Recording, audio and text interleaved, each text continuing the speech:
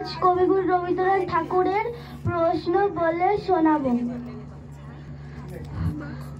মাগো, আমায় ছুটি দিতে বল, সকাল থেকে পড়েছে মেলা।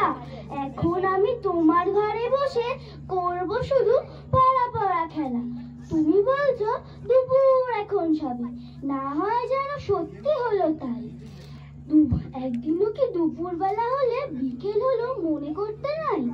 আমি তো বেশ ভাবতে পারি মনে, সূর্য ডুবে গেছে মাঠের শেষে, বাড়তি বুড়ি চুবড়ি ভরে নিয়ে শাক তুলছে পুকুর ধারে এসে।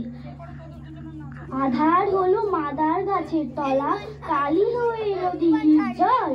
হাটের থেকে সবাই এলো ফিরে, মাঠের থেকে এলো চাষির দল।